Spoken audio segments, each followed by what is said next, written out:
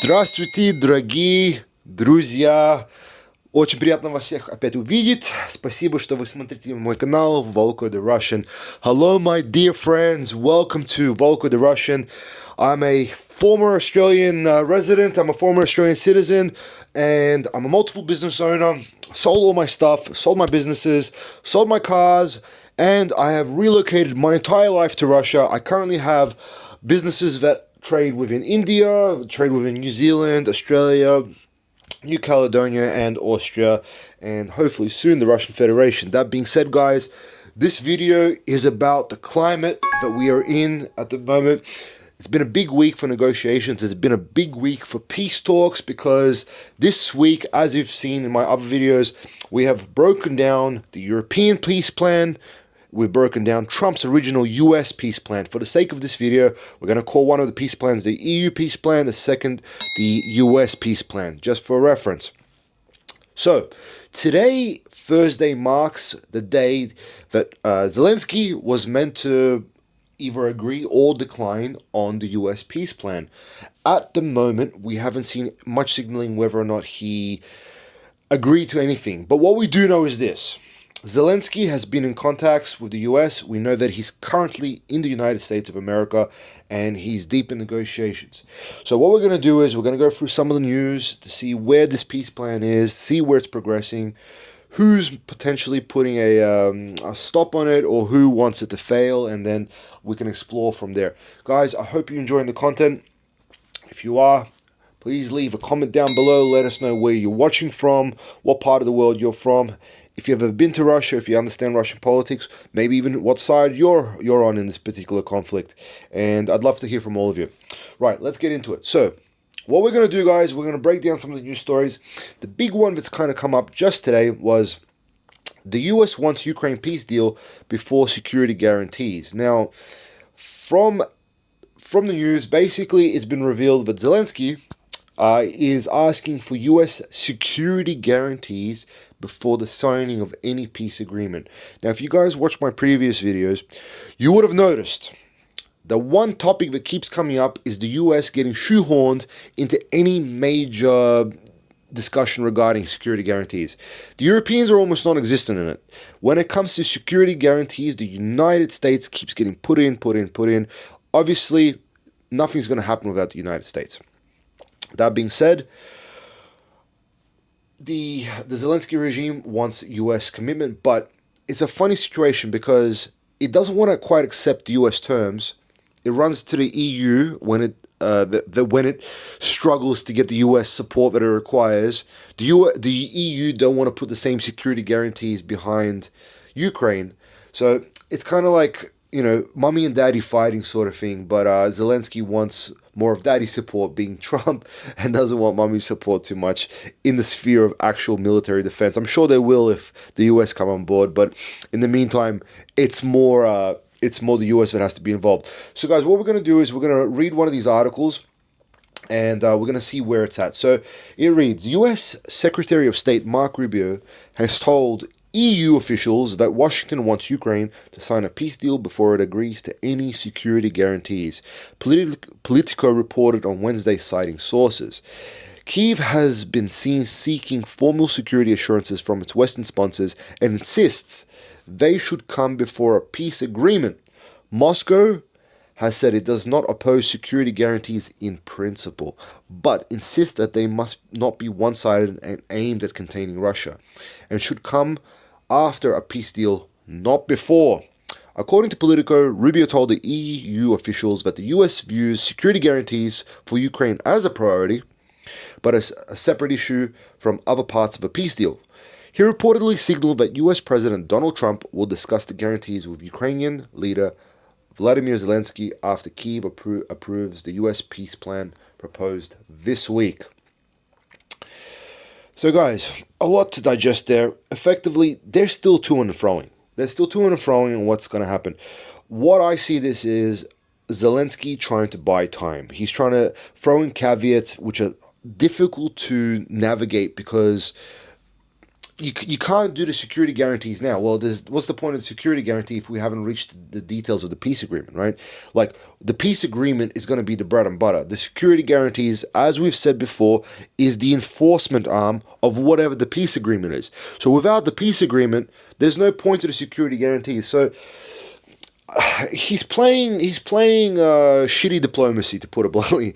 He's trying to get the win before anything is committed to. And unfortunately, these type of games, I feel, are starting to wear thin on a large amount of the American people and American supporters for the war. I think the Ukrainian regime has been already wearing thin for a while now, and we saw it in the blow up at the White House. So tensions are already running high. We know that there's not a lot of respect there, and we know that the people are already getting sick of it. They want the war to stop. They want their taxpayer dollars to stop funding these missiles going over there. They have their own homegrown issues to kind of deal with, and obviously now with these new theaters of war potentially opening up, such as the Venezuela conflict, sights are being set elsewhere.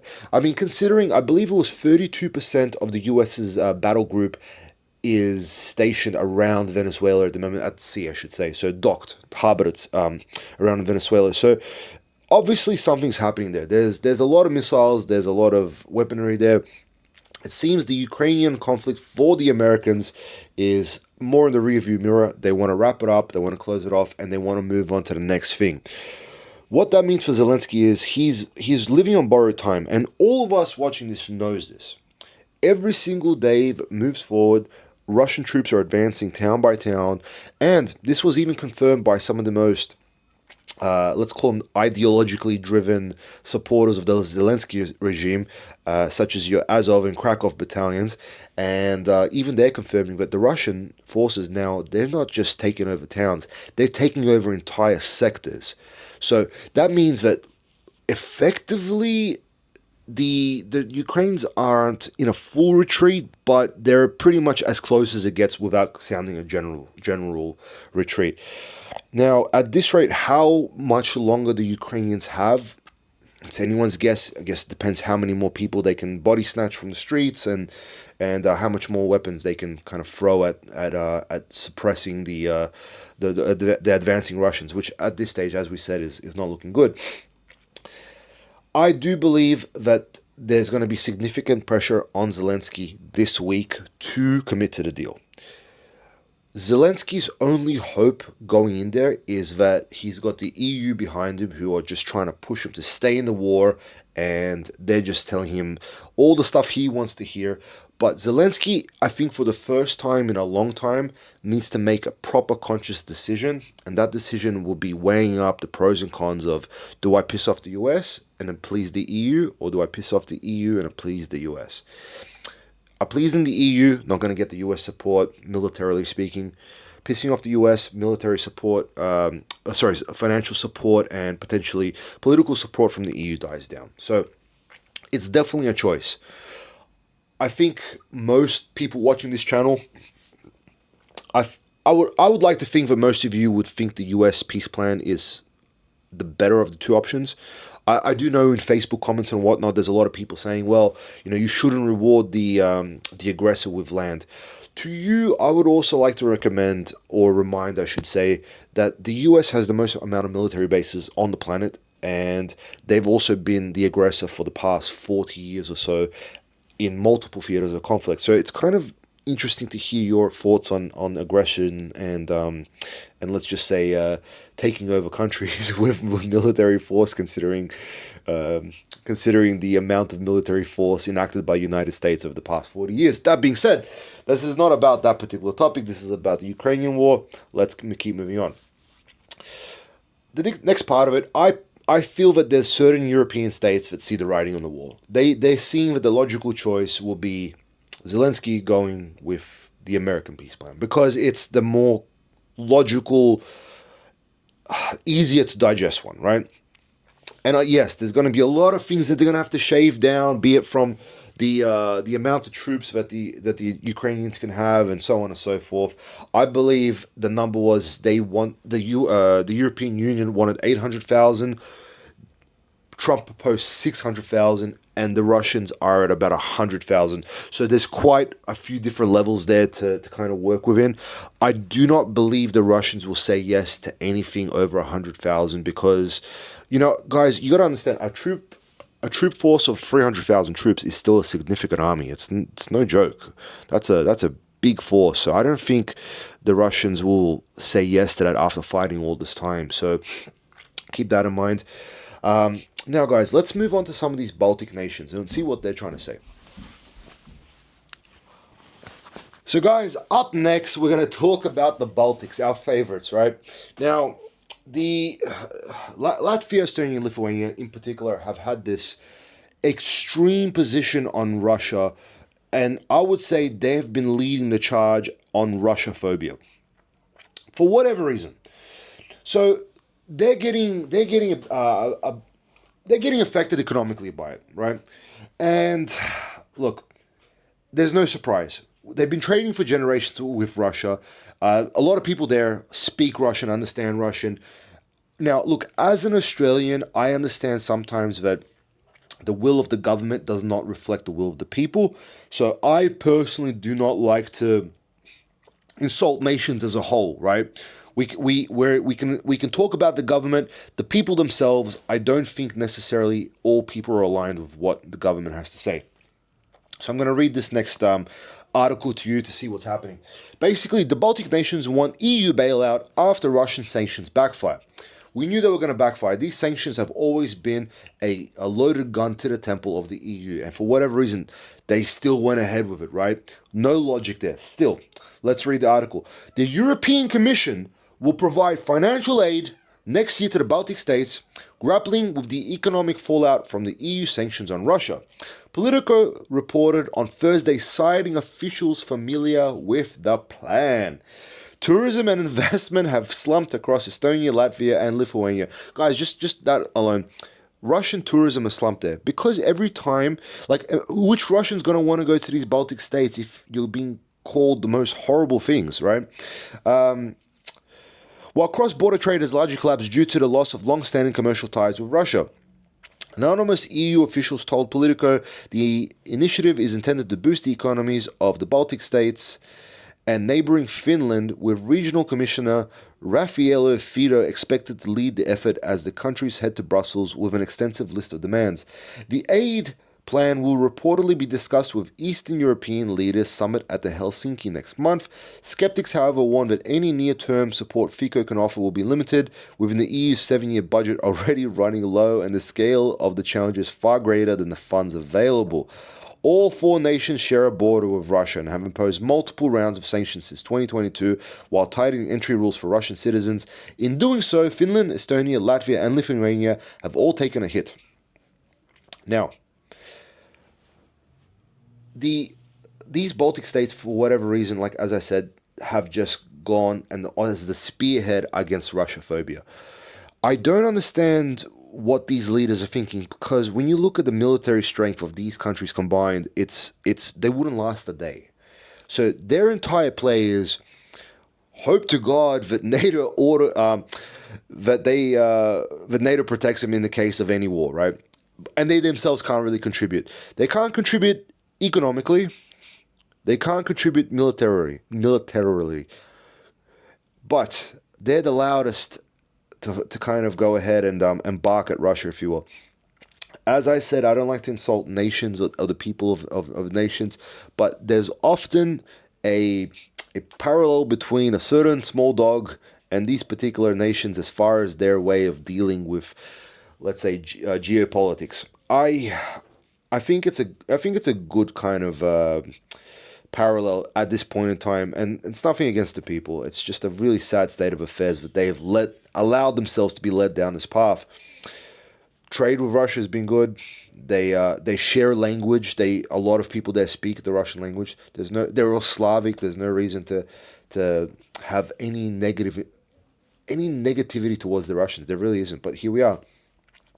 So what we're seeing is this is the result of years and years of painting Russia as the bad guy. Finally, this younger generation's coming in. They've been convinced through sponsored posts, sponsored ads, influencers, constant rhetoric, Hollywood films that Russia's bad, Russia's bad, Russia's bad. If you watch a Hollywood film, you're more than likely to see a Russian bad guy, probably followed by a Muslim terrorist bad guy, and then maybe a North Korean bad guy. Those are your general three, bad guys, right? You won't ever see anyone else. It's very rare. So the people's psyche has been geared towards hating Russia. We see it in the news. We see it in the entertainment industry. We see it in the sponsored posts. We see it on the Facebook comment bots who are constantly saying horrible things. We see it everywhere. Now, it's impacting the people economically. That means everyday Latvians, everyday Estonians, everyday Lithuanians are being hit because they're being fed bullshit. Maybe it's time for these everyday people to start understanding what's better for them, what's good for them in the long run, right? Now, the last article I wanted to kind of touch on, because this is the day that Zelensky is supposed to kind of decide on everything, right, is Trump's opposed to Zelensky play for Ukrainian peace talks meeting live updates. So while Moscow has decried megaphone diplomacy, as we said in our previous video, Russians do not respond to news articles, they respond to political signaling. The US president has said that Steve Witkoff will travel to the Russian capital as part of a renewed mediation push. Look, any talks is good talks. When talks happen, it allows things to progress forward. I think the big thing that we can take away from this is Zelensky is at the negotiation table and the Americans are finally ready to pull that lifeline away from him and say, hey, you know what? Enough's enough. Come to the table. Let's start negotiating peace. Let's start pushing for a proper, peaceful resolution to this conflict. Basically, when it comes down to it, the Americans saw the ROI on war was not as good as the ROI on peace. And honestly, to all us normal people, that's just a good thing. It's going to happen. And I think the Europeans just kind of need to get into line and fall in line. This article reads, US President Donald Trump has rejected Ukrainian overtures to meet this week following 2 days of Western Europeans scrambling for a seat at the Ukrainian peace talks table. Only when the peace deal on the conflict is in its final stages will Trump grant Ukraine's Vladimir Zelensky the audience he and his backers attempted to leverage through what Moscow has described as megaphone diplomacy. To me, basically, this reads as Trump has pushed the Europeans out until the peace deal's reached some sort of tangible conclusion, and then we can invite the Europeans in, because Trump knows these people are not serious. They want to derail everything, and he does not have good relations with Macron. He does not have good relations with Starmer. He does not have good relations with the Germans. He does not respect or like these leaders because they're not leaders. They're effectively shadow puppets, if you will. So it's really good that Trump has seen this, and being the leader he is, he's just pushed things across, used the correct amount of leverage, and has pushed them out. So guys, as far as the news goes, that's the update on what's been happening with the Ukrainian peace talks. I want to know from you is, do you believe that tomorrow morning we're all going to wake up, depending on where you are in the world, it's 4:53 here, PM Moscow time. Do you believe we're going to wake up with news that Zelensky has accepted and we're going to move on to the next stage? Because now the next stage really is after Zelensky has his 2 cents, is representing a new package of concepts to the Russians who can then properly digest it. And they're going to do that through official signaling channels. So if that happens, we're on the way to peace, and that's going to be something. I'd like to hear from all of you. What do you guys think about the Baltic nations basically saying that, you know what, the Americans have already won as far as the peace deal goes. The Russians are going to get what they want as far as the peace deal goes. And the Ukrainians are going to basically say yes, because that's the signaling based from the Baltic states. What do you guys think? Are we going to see a peace deal at the end of the week? Leave your comments down below. If you enjoyed the video, you know what to do. I'd love to hear from each and every one of you. And thank you guys for tuning in. I hope you're liking this format of discussions based on the news. And I will see you all on the next one. Volko the Russian out.